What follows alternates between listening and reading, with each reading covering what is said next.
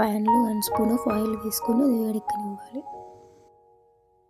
Oil వేడయ్యాక పచ్చిపప్పు 1/2 spoon, మినపప్పు 1/2 table spoon, ధనియాలు 1/2 టేబుల్ స్పూన్ వేసి ఫ్రై చేసుకోవాలి. అవి ఫ్రై అవుతుండగా 5-6 ఎండుమిర్చి వేసుకొని అవి కూడా ఫ్రై చేసుకోవాలి.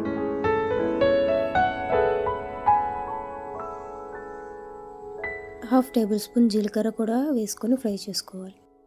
అన్నీ బాగా ఫ్రై అయిన తర్వాత తీసి ఒక ప్లేట్లో పక్కన పెట్టుకోవాలి. ఇప్పుడు అదే గిన్నెలో మళ్ళీ 1 స్పూన్ ఆఫ్ ఆయిల్ వేసుకొని వేడవనివ్వాలి. కీరా ముక్కలు వేసుకోవాలి.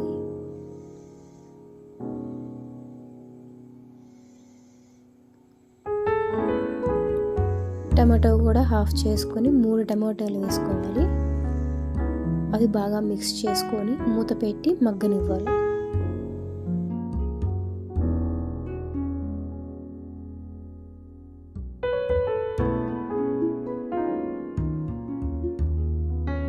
మిడిల్లో మూత తీసి కలుపుకోవాలి, లేకపోతే అడుగు మాడిపోతుంది.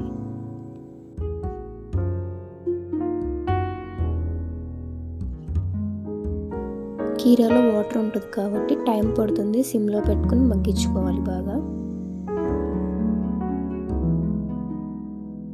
మగ్గిన కీరా టమాటా ముక్కల్లో 4 వెల్లుల్లి రెబ్బలు, కొంచెం చింతపండు, కొంచెం కొత్తిమీర, చిటికెడు పసుపు వేసి 2 నిమిషాలు మగ్గనివ్వాలి. మగ్గిన తర్వాత చల్లారనివ్వాలి ముక్కల్ని. ఇప్పుడు మిక్సీ గిన్నె తీసుకొని ఎండుమిర్చి ధనియాల మిశ్రమం వేసి గ్రైండ్ చేసుకోవాలి.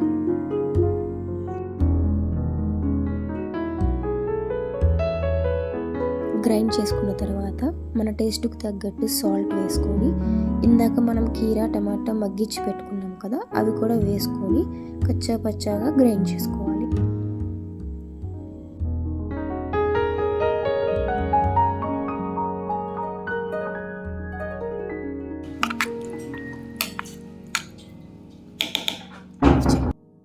ఇప్పుడు పోపు పెట్టుకుందాం. 1 స్పూన్ ఆఫ్ ఆయిల్ వేసుకోవాలి. కొంచెం జీలకర్ర, ఆవాలు, మినపప్పు వేసుకొని ఫ్రై చేసుకోవాలి.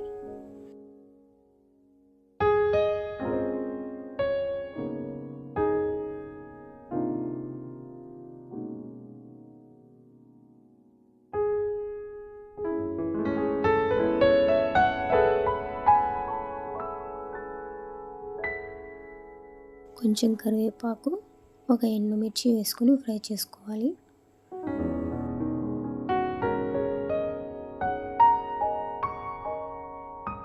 చిటికెడు ఇంగువ కూడా వేసుకొని ఇందాక గ్రైండ్ చేసి పెట్టుకున్న చట్నీ మిశ్రమాన్ని తాలింపులో వేసుకోవాలి.